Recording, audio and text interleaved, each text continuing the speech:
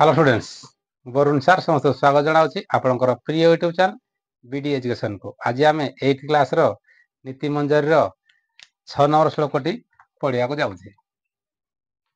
देख कौन अच्छी गुण वजन संपर्कात याति शुल्पि गौरवम पुष्पमाला अनुसंगेन तृणम शिरसि धार्यते गुण वजन संपर्कात याति शुल्पि गौरवम पुष्पमाला अनुसंगेन तृणम शिरसि धार्यते। देख बोले गुण वजन संपर्कात देख बोले जो अच्छी ये हजी गुणवत युक्त जन संपर्कात गुणवत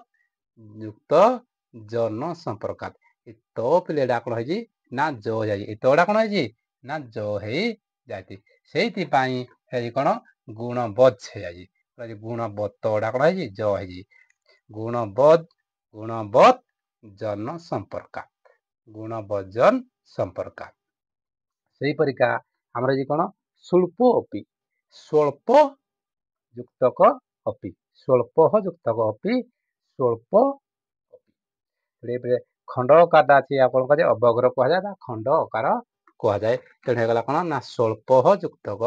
अपि स्वल्प अपि पुष्पमाला युक्त अनुसंगेन पुष्पमाला युक्त अनुसंगेन हेगला कौन पुष्पमाला अनुसंगेन से परिका प्रयुक्तक आपनोति प्राप्नोति प्रे अ अच्छी एटे आ अच्छी तेणु अ आ मिसी कर प्रा होगला तेणु प्र आपनोति प्राप्नोति। अच्छा तेणु आम यार शब्दर अर्थ देखा ना कौन अच्छी ना गुणवत जन संपर्कात अर्थात गुणव जन संपर्कात अर्थ गुणीर संपर्क याति माने लाभ करे बा प्राप्नोति से परिका स्वल्प अपि ना ये स्वल्प अपि माने कौन ना नीच लोक कह नीच मध्य गौरव माने प्रतिष्ठा लाभ करवा से पूरा पुष्पमालानुसंगन ना पुष्पमाला को पुष्पमालानुसंगन अर्थात फूलमाला सांगरे तृणम कले घास बा तृण शिरसी माने कहले मुंडरे एठारे मुंडर कहले पे कौन है देवता मान मुंड मस्तक बोली धरा जाए धार्यते माने शोभा पाए अर्थात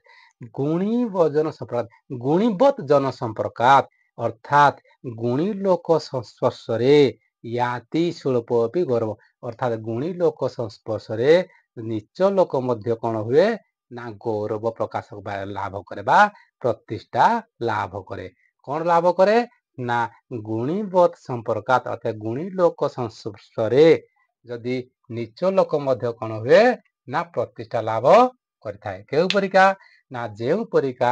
पुष्पमाला रे गोटे तृण जदि गोटे घास थाए ताहा देवता मस्तक शोभा पाई थाए अर्थात एठे कौन है पिले ना अर्थ देख ना नीच लोक गुणवान लोक सहित संपर्क रखी गौरवर अधिकारी होइथांती घास तुच्छ हेले पुष्पमाला सहित देवतार मस्तक स्थान पाई थाए अर्थात कौन है ना जदि आम गुणी लोक ठारे बा गुणी लोक संस्पर्श जदि नीच लोक आसे ताहले कौन से गौरव लाभ करता प्रतिष्ठा लाभ करता केउ परिका पुष्पमाला सहित यदि घास ता संस्पर्श आसे बा पुष्पमाला यदि घास टीए रही जाए ता केउठी लागे ना देवता मानक मस्तक